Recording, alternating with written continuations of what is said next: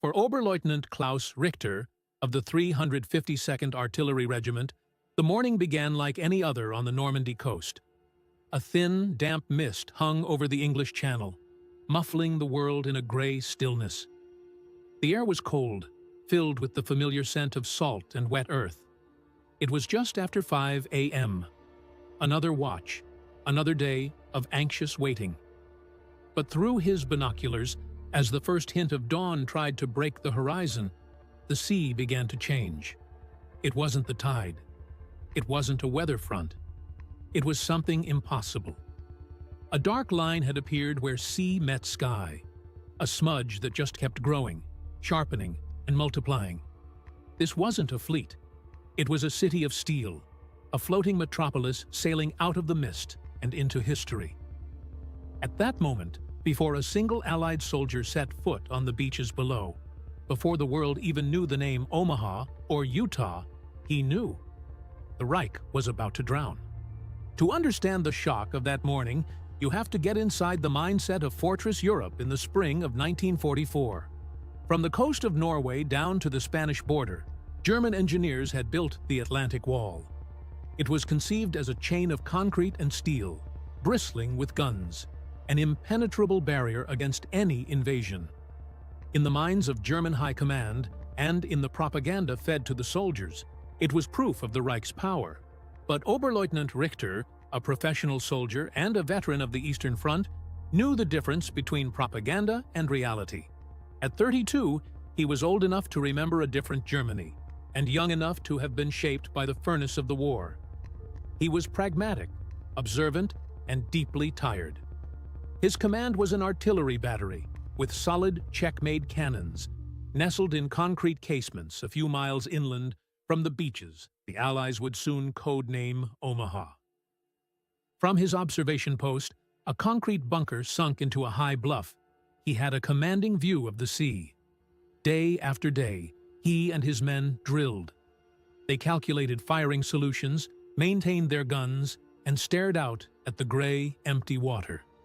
The talk was always of the invasion, Der Tag X, the day of days. But when would it come? And more importantly, where? German intelligence was certain the main attack would come at the Pas de Calais, the shortest point across the Channel. It was the logical choice.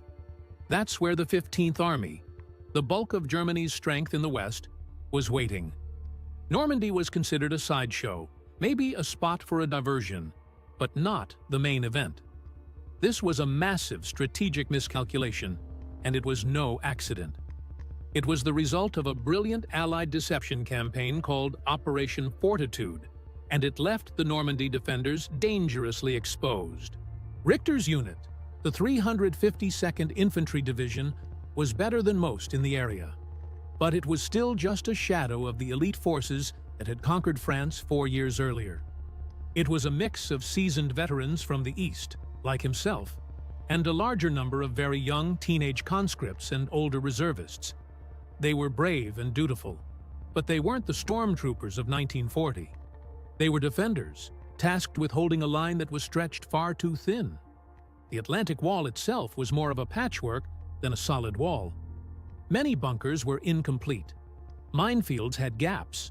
The vast distances meant even a powerful strongpoint could be isolated and bypassed. Richter knew this. He had seen the shortcuts local farmers still used, the blind spots in the fields of fire. He had a professional skepticism about their chances against a truly determined assault. In the weeks leading up to June, the tension had been a living thing. Field Marshal Erwin Rommel, tasked with improving the defenses, had been a whirlwind of activity. He ordered millions of mines and thousands of jagged steel obstacles placed on the beaches. The men called them Rommel's asparagus. Rommel understood a truth that the high command in Berlin seemed to ignore. If the Allies weren't defeated on the beaches in the first 24 hours, the war in the West would be lost. Allied air power would shred any German reinforcements trying to move to the coast. The first day was the only day that mattered. But on June 5th, the weather turned. A storm blew in with high winds and rough seas.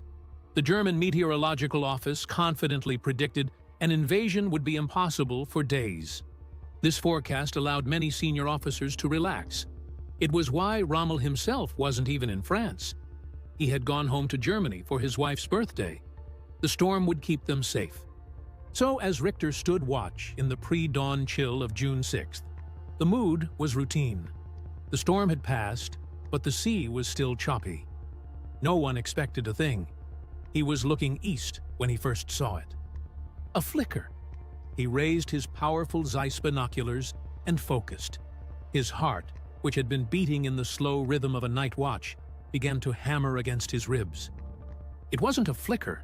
It was ships, not a patrol, not a raiding party, hundreds of them, and behind them more, and more still. He swept his binoculars left and right. Everywhere he looked, it was the same. The sea was no longer gray water. It was a solid mass of dark, menacing shapes. He felt a cold dread creep up his spine. It was the feeling of a man looking at a math problem he could not possibly solve. For a long moment, Richter just couldn't process it. The sheer scale was an insult to logic. German intelligence had estimated the Allies might muster 3,000 vessels for an invasion, and even that would have been a monumental effort. What he was looking at was something else entirely. He tried to count, but it was a fool's errand. His brain, on instinct, began to categorize. He could make out the hulking silhouettes of battleships and cruisers. He saw swarms of smaller, faster destroyers circling them like wolves. And then there were the others. The endless, uncountable others. Landing craft of all shapes and sizes, packed so densely they looked like iron filings drawn to a magnet. He blinked, rubbed his eyes, and looked again. The image didn't change. It only grew clearer as the sun began its slow climb. The official number for the entire operation would later be confirmed at nearly 7,000 vessels, an armada from 8 different nations. It remains the largest amphibious invasion force in history. But to Richter, it wasn't a statistic. It was a physical presence that seemed to bend the horizon. It was a declaration of industrial power so immense that it made everything he'd ever known about warfare obsolete. Germany had built a wall of concrete. The Allies had responded by building a bridge of steel. He grabbed the field telephone, his hand slick with sweat. "This is Richter at Observation Post 4. I have a visual on the channel. There are ships." The voice on the other end was tired, dismissive. "We have reports of a few ships, Oberleutnant. A possible raid. Stand by." "No!" Richter's voice was strained, urgent. "You don't understand. It's not a few ships. It is thousands. The entire sea is covered. From horizon to horizon. This is it. This is the invasion." There was a pause. Disbelief. Richter could almost hear the man picturing him as a hysterical junior officer, spooked by shadows. "Oberleutnant, the sea conditions are not suitable. Our reports show—" "Your reports are wrong," Richter shouted, his voice cracking. "I am looking at it with my own eyes. For God's sake, look at the sea." He slammed the phone down in frustration. It was too big to be believed. He tried another line to regimental headquarters and found his commanding officer. "Richter here. Sir, the invasion fleet is here. 10,000 ships." He knew he was exaggerating, but in that moment, it felt like an understatement. The major's voice was skeptical. "Richter, are you certain?" "The weather." "The weather is clear enough to see the end of the world, Major. And it is sitting in the English Channel, requesting permission to open fire." This time, the urgency cut through. The chain of command was paralyzed by a failure of imagination. Their plans, their maps, their intelligence reports, all of it was being erased by the reality floating a few miles away. While Richter was watching the fleet, the high command was focused on reports of parachutists inland, assuming they were the main event. No one was looking at the sea. Richter didn't wait for them. He shouted orders to his men. Roused by the commotion, they stared out from their positions, their faces a mixture of awe and terror. They saw what he saw. The drills were over. This was real.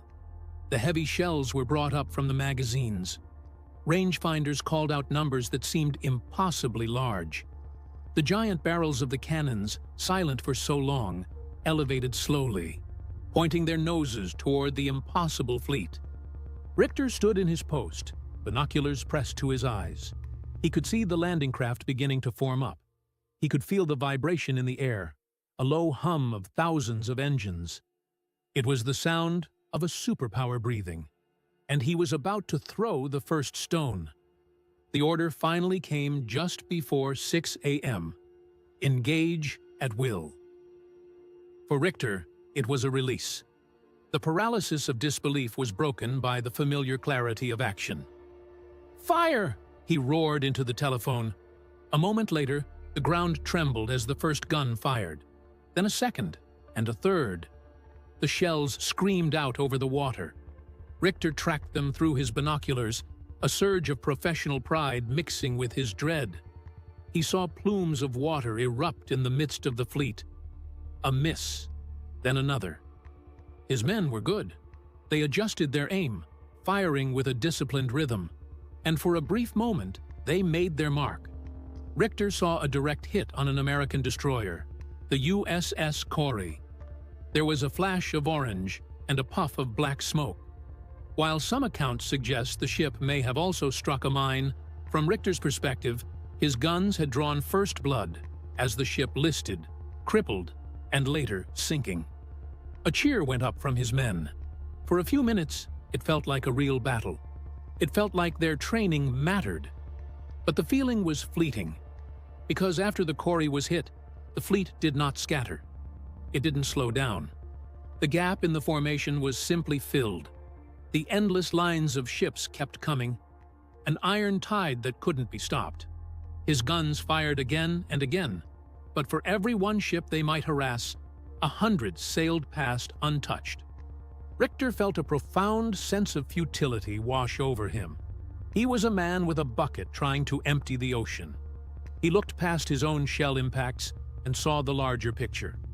The Allied battleships, ships like the USS Texas, were now turning their massive 14-inch guns toward the shore. Then came the reply. It started as a low rumble from across the water. He saw flashes of light from the big ships, like a silent lightning storm on the horizon. A few seconds later, the air around him began to tear itself apart. The ground began to heave.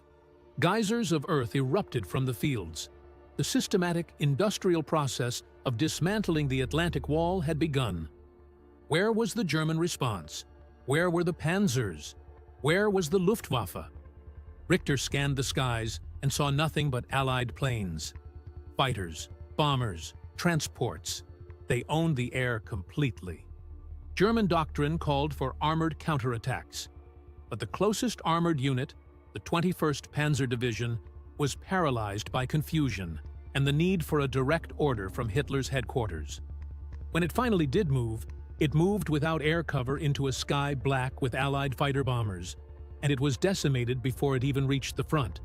It was in that moment, with his own guns firing and the sky raining steel, that Richter understood. This wasn't a fight. It was an extermination. The Allies weren't trying to outmaneuver him. They were trying to erase him. This single personal realization of overwhelming force defined the entire Normandy campaign. The story of how industrial might eclipsed battlefield tactics is complex and fascinating. If you find these deep dives into the lesser-known perspectives of history compelling, consider subscribing to the channel and hitting the like button. It allows us to continue bringing these crucial human stories to light. As the naval bombardment intensified, something in Richter's mind shifted. The tactical part of his brain shut down. It was replaced by a cold, terrifying clarity. He was no longer seeing ships and soldiers. He was seeing the system behind them. He was seeing the factories. Through his trembling binoculars, he looked past the warships and saw, in his mind's eye, the assembly lines of Detroit. He pictured factories churning out trucks and engines on a scale Germany could only dream of. The logistics of this invasion, The ability to supply hundreds of thousands of men on a hostile shore wasn't a miracle. It was a simple result of that industrial output.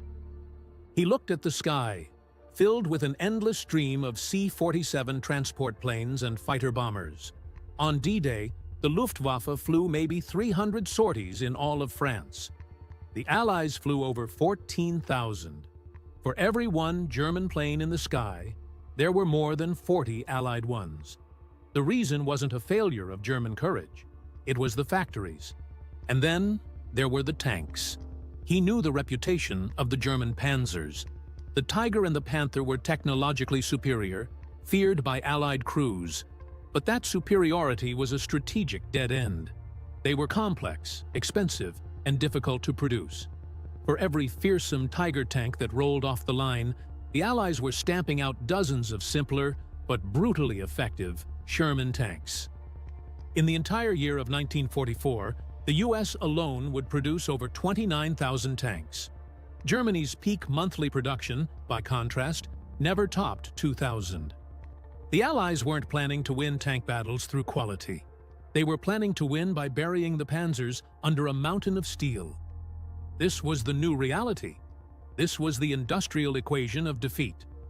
All the talk of willpower and ideological strength dissolved in the face of these numbers. Nazi ideology had promised that a unified, determined people could triumph over decadent democracies. But here was the proof that ideology couldn't stop a bomber. Willpower couldn't sink a battleship. Richter felt a profound, almost spiritual despair. He and his men were good soldiers.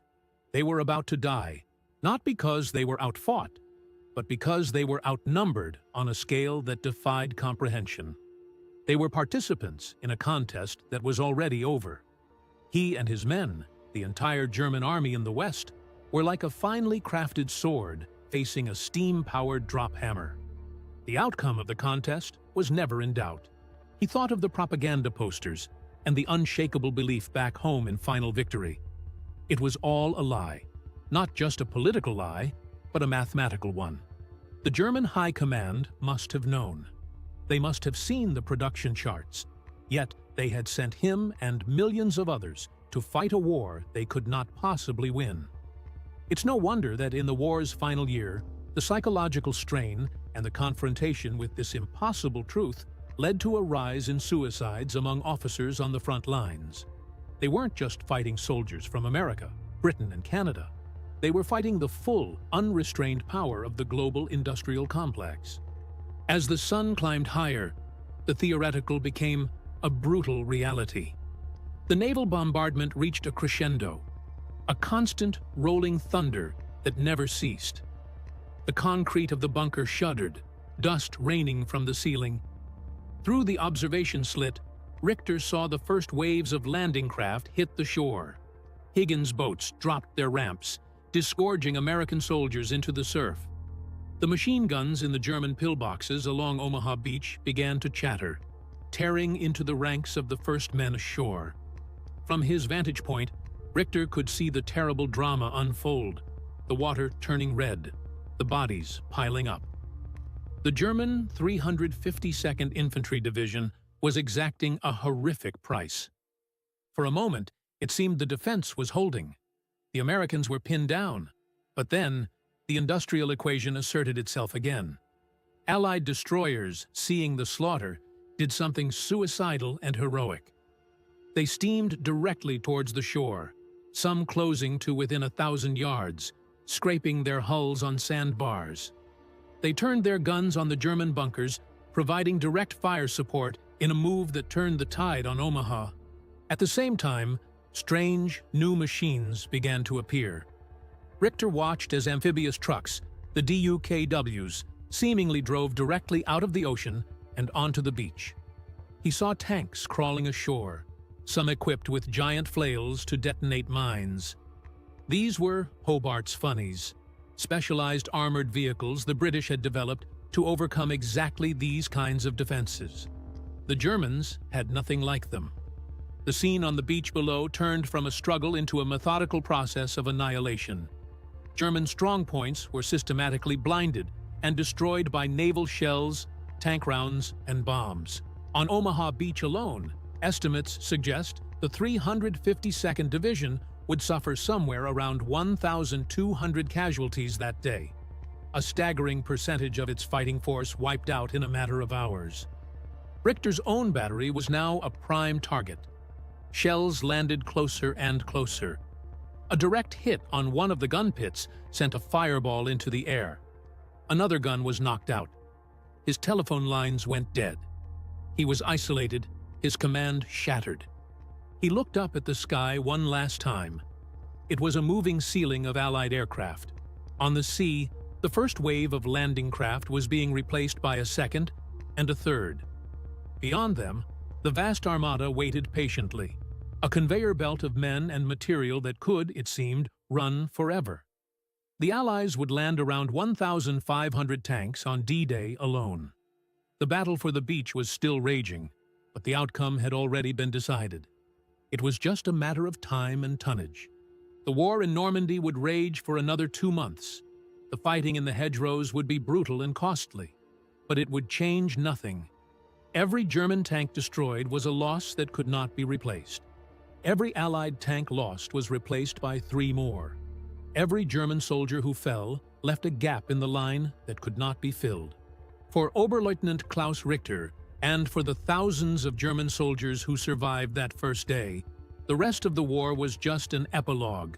They fought on, driven by duty, by fear, or by a patriotism disconnected from reality.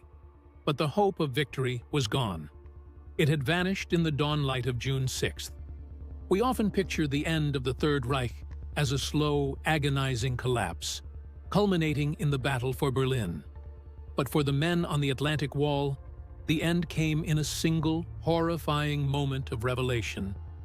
It was the moment they saw a fleet that filled the horizon, a sky black with enemy planes, and a force that was not just an army, but the full, crushing weight of the modern industrial world.